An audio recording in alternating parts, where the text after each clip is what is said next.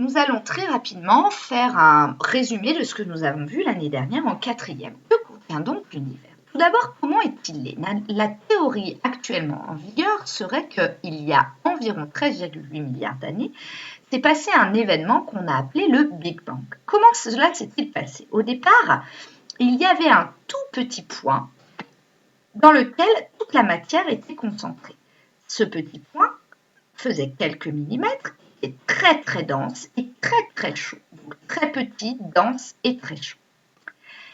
Le Big Bang a duré une fraction de seconde et le Big Bang, ce n'est pas comme certains le disent une explosion, mais une expansion. C'est-à-dire que ce petit point très petit s'est agrandi et a pris une taille de 10 fois notre galaxie. Et dedans, il y avait donc toute la matière et une immense énergie. Quelques secondes plus tard, ont été créées à partir de ça 3 particules qui s'appellent les électrons, les protons et les neutrons que nous venons de voir justement dans notre dernier cours et qui sont les constituants des atomes. Et du coup, se sont créés les premiers atomes, les plus petits atomes, qui est l'hydrogène qui contient un proton et un électron, et l'hélium qui contient 2 protons, 2 électrons et 2 neutrons.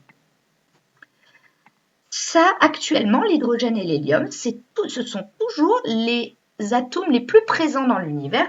C'est à peu près 90% des atomes de l'univers. Ensuite, 200 millions d'années plus tard, la gravitation a rassemblé ces atomes, ce qui a créé les premières étoiles.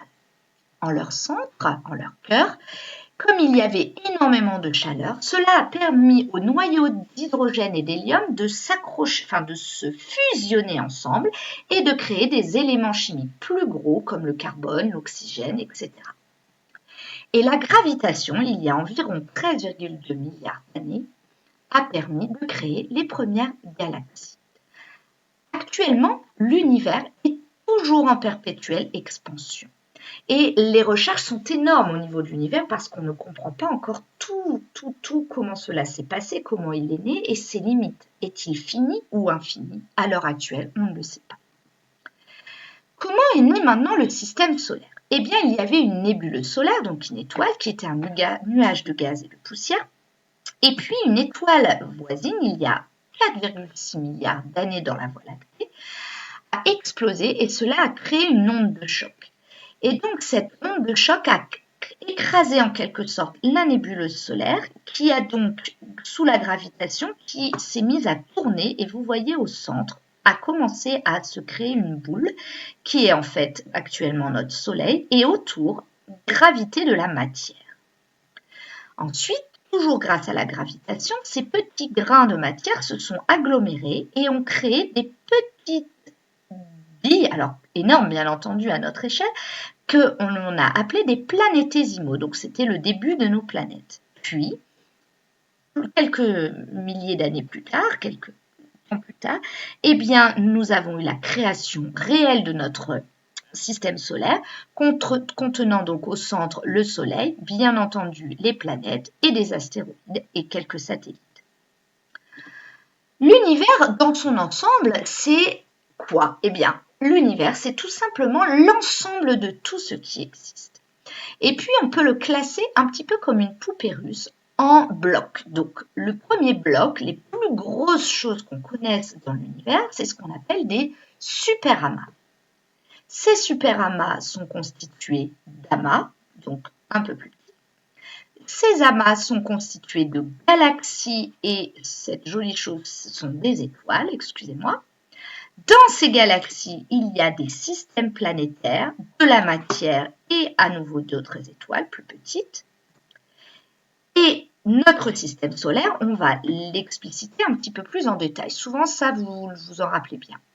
Donc, de quoi est fait notre système solaire? Tout d'abord, au centre, vous avez ici le Soleil, puis vous avez un moyen mnémotechnique pour vous en rappeler de l'ordre des planètes. Donc, Me, c'est le symbole les initiales de Mercure. Voilà Vénus. Tout Terre. Mouillé Mars. Jet Jupiter. Suivi Saturne. 1 Uranus. Et nuage Neptune. D'accord?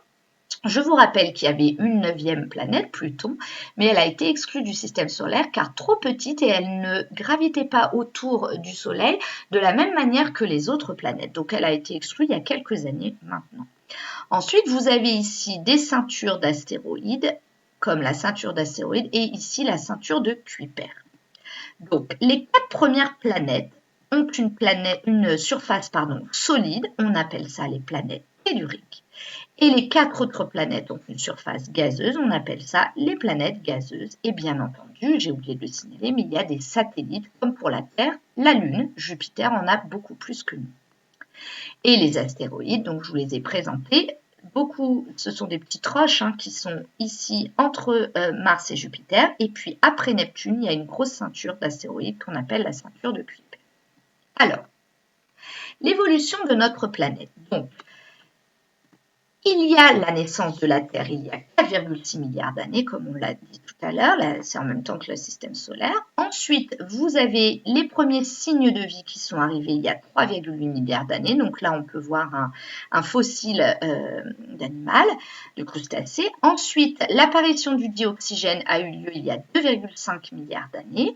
Et puis, les premiers hommes sont apparus il y a 6 millions d'années. Donc, vous voyez que 6 millions d'années par rapport à plusieurs milliards d'années, c'est vraiment ridicule entre guillemets.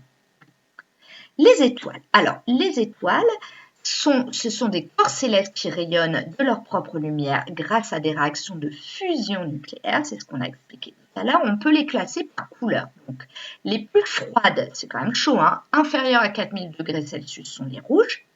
Les jaunes sont environ à 6000 degrés Celsius et les bleus sont les étoiles les plus chaudes, une température supérieure à 7000 degrés Celsius.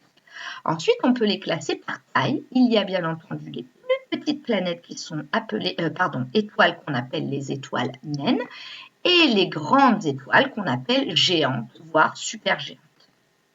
Les étoiles naissent de la contraction d'un nuage de poussière et de gaz. Elles permettent de se repérer, surtout avant quand on n'avait pas les GPS. Leur analyse spectroscopique permet de déterminer leur composition chimique et elles permettent de voir dans le passé. Pourquoi? Parce que la lumière qui vient des étoiles met énormément de temps à nous arriver. C'est ce qu'on va analyser justement dans le chapitre 2. Donc, par exemple, si on dit qu'une étoile est située à 2 années-lumière de nous, ça signifie qu'en fait, sa lumière met 2 ans avant de nous parvenir. Donc, si elle mourait maintenant, je ne le saurais si je l'observe avec un télescope, par exemple, que dans 2 ans. Hubert Reeves dit que nous sommes tous des poussières d'étoiles parce que, effectivement, en fait, vous lirez dans les documents, toutes les étoiles, quand elles meurent, elles vont disperser les atomes qui les constituent dans l'univers et donc ces atomes vont se retrouver sur Terre, nous allons les manger et ça rentre dans le cycle de vie. Voilà, alors maintenant je vais vous montrer le diaporama qu'avaient réalisé des élèves concernant les éléments chimiques de l'univers. Donc, je vous rappelle qu'une molécule, ce sont plusieurs atomes liés entre eux, des atomes. C'est un noyau avec des neutrons et des protons positifs et autour gravitent des électrons, ça on l'a déjà vu. Et les éléments sont répertoriés dans la classification périodique des éléments de Mendeleïev. Alors, l'univers est constitué essentiellement de 2 atomes, hydrogène, H, d'accord, comme sa première lettre du nom, et hélium, H petit e, d'accord? Ensuite, les étoiles, c'est à peu près les mêmes pourcentages, sont constituées essentiellement d'hydrogène, H, et hélium, He. La Terre, je parle de la surface de la Terre, est constituée essentiellement de silicium. Donc là, on prend les 2 premières lettres du nom. Je vous rappelle que c'est un atome, donc la 2e lettre est écrite en minuscule. Le fer, qui est le constituant majoritaire, grand F petit e minuscule, toujours un atome. Le magnésium, donc là on ne met pas Ma mais Mg, d'accord, et oxygène, 30%.